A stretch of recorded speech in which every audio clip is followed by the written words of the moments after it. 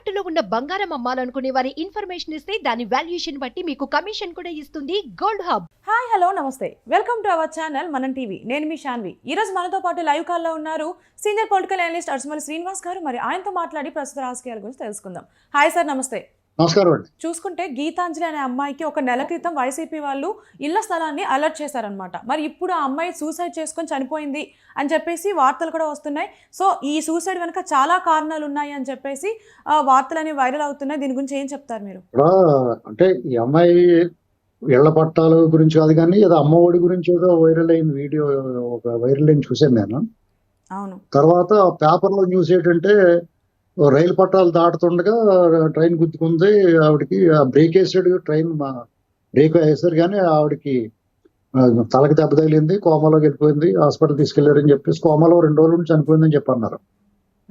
అయితే దాన్ని సోషల్ మీడియాలో సూసైడ్ చేసుకుందన్న, నిజంగా సూసైడ్ చేసుకుందా లేదా పోలీసుల నుంచి ఏమి సమాచారం ఏం లేదండి. వాళ్ళు యాక్చువల్గా అది సూసైడా యాక్సిడెంట్ అనేటువంటిది నిర్ధారణ కాలేదు ఇంకా. దాని మీద సోషల్ మీడియా వాళ్ళు వీళ్ళు టీడీపీ వాళ్ళు ట్రోలింగ్ చేయడం వల్ల చచ్చిపోయారు. నిజంగా ట్రోలింగ్ వాళ్ళు చచ్చిపోయిందంటే ఈ వైసీపీ వాళ్ళు ట్రోలింగ్ కి 1,00,00,000 మంది చచ్చిపోయింటారు.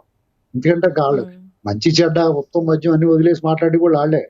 ఎవరికైనా ఏదైనా ప్రమాదం జరిగిందంటే, ఎవరికైనా ఇబ్బంది కలిగిందంటే అసలు ఇంట్లో తల్లి పిల్ల చెల్లి ఎవరినే చూడకుండా ట్రోలింగ్ చేసేది వాళ్ళే. ఆఖరికి ఇంట్లో శర్మిల గారిని వాళ్ళ అమ్మగారిని వాళ్ళని కూడా వాళ్ళు వదిలిపెట్టాలి. నాన్నే వాళ్ళ చిన్నాన్ని ఎవరిని వదిలిపెట్టకుండా ట్రోలింగ్ చేస్తారు వాళ్ళు. ఎవరన్నా మన రాష్ట్రానికి వచ్చిన ఏ రజనీకాంత్ గారు లాంటివాడో లేకపోతే ఎవరన్నా మంచి మాట మాట్లాడంటే ఆయన మీద పడిపోతారు వీళ్ళు నీతులు శుద్ధులు అయ్యో పాపం అని చెప్పేసి పోస్టులు ఇవన్నీ నాన్సెన్స్. ఇప్పుడు ఆవిడ చనిపోయింది, ఎలా చనిపోయింది? ఒకవేళ సూసైడ్ చేసుకుంటే మాత్రం ఎందుకు చనిపోవాలి? మా అమ్మఒడిని ఫిక్స్డ్ డిపాజిట్ వేసాను గట్ట అని చెప్పింది ఆ అమ్మాయి. అలా ఎవడు మాట్లాడించమన్నాడు? 4 ఏళ్ళ పిల్లలకి 4 ఏళ్ళు ఉంటే 5 సార్లు అలాగే అమ్మఒడి ఇచ్చింది అమ్మాయికి. ఇవన్నీ వాళ్ళే మాట్లాడించి అది వైరల్ అయ్యి అబ్సర్డ్ థింకింగ్స్ మాట్లాడించి ఎగ్జాగరేషన్ ఎందుకండి? ఉన్నదన్నట్టు నాకు వచ్చింది, అమ్మఒడి బాగుంది, మాకు సౌకర్యంగా ఉంది, మాకు హ్యాపీగా ఉందని ఒక మాట అంటే సరిపోద్ది. ఆవిడ చాలా ఎగ్జైట్ అయిపోయినట్టు చెప్పించారు. అది చెప్పించిన తర్వాత వైరల్ అవుతుంది, ట్రోల్ చేస్తారు. ఎందుకు చేయండి? ఎవడన్నా ట్రోల్ చేస్తారు.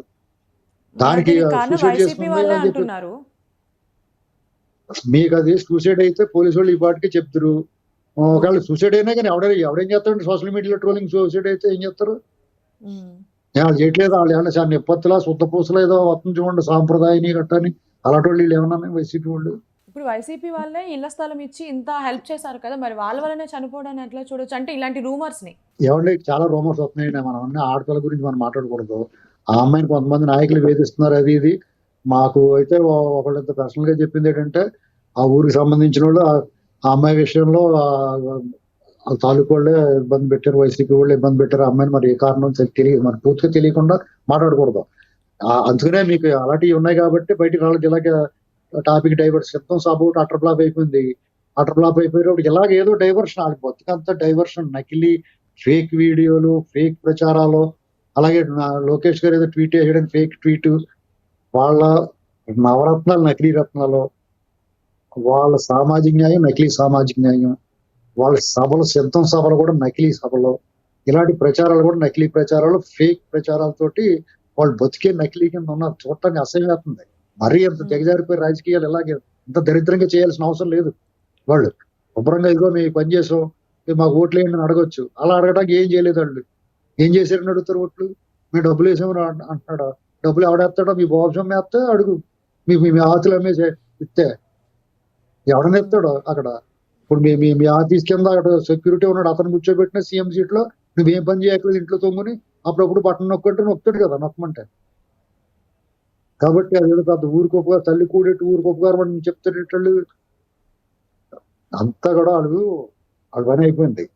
ఇది అలాగా ఓటమి ముందు ఉన్నారు, క్యాండిడేట్లు దొరకట్లేదు. ఇప్పుడు ఏదో బీజేపీతో పొత్తు వల్ల కొంచెం వాళ్ళకి ఇచ్చిన సీట్ల దగ్గర ఎవడన్నా అడగచ్చేమో. సీట్ మామూలుగా అయితే సీట్లు లేవు. జనసేన టీడీపీ అయితే వాళ్ళు పోటీ చేసే అభ్యర్థులే ఉండరు. ఆ లక్కీగా బీజేపీతో వాళ్ళు పొత్తెట్టుకోవడం వల్ల వీళ్ళకి కొంచెం ఒకళ్ళిద్దరు అభ్యర్థులు దొరుకుతారు. అందుకని ఏం చేయాలో పాలుపోక, ఊపిరి ఆడక, ఊపిరి సెలపట్లేదు వాళ్ళకి. ఊపిరి సెలపక ఇలాంటి ప్రచారాల్లో ఆ అమ్మాయి ఎవరో చనిపోయింది, యాక్సిడెంటా సూసైడా లేకపోతే ఏంటి అనేటువంటిది కావాలని రైలు కింద పడిపోయిందో ఏదైనా అయి ఉండొచ్చు. కానీ ఏమైనా కానీ ఇప్పుడు రేపో మాపో లెటర్ సంపాదిస్తారు, ఇంట్లో రాసేసి పెడతారు. ఇళ్ళే ఇక అమ్మాయి పల్లె వాళ్ళు ఈ సోషల్ మీడియా వేదికల వల్ల చనిపోయినండి. రాజకీయాలు అలాగే ఉంటాయి, రాక్షసంగా క్రూరంగా ఉంటాయి రాజకీయాలు. ఎందుకంటే జగన్మోహన్ రెడ్డి గారు లాంటి వ్యక్తులు రాజకీయాల్లో ఉన్నంత కాలం మీకు సంప్రదాయ రాజకీయాలు తెరబడిపోయినట్టే. వీళ్ళంతా కూడా ఫేక్, అబద్ధాలు, అసత్యాలు, జైలు కట్టేళ్ళు వచ్చి ప్రజల ఆస్తులను దొంగిలించి డే లైట్ రాబరీ చేసిన వాళ్ళని ఎన్నుకుంటే ఎలా ఉంటుంది పరిస్థితి. ఇప్పుడైనా కానీ ప్రజలు ఆలోచన చేసుకుని కొంచెం మంచి వాళ్ళు ఎంచుకోండి. ఇతను అందరూ ఒకలాగా అందరూ చెడ్డోళ్ళు ఉంటారు, అందరూ మంచి వాళ్ళు ఉంటారు, అలాగే అందరూ చాలా క్లీన్ గా ఉంటారు. అయినా ఉన్న వాళ్ళలో కొంచెం మంచిగా ఎంచుకుంటాం కదా మనం. అన్ని చెడిపోయి పుచ్చుకొని పురిగెట్టుకొని మామిడికాయలు ఇచ్చుకుంటూ కుళ్ళుకొని ఏరుకోం కదా, మంచిగా ఏరుకుంటాం. అలాగే వీళ్ళలో కూడా కొంచెం మంచి వాళ్ళు ఏరుకుంటా.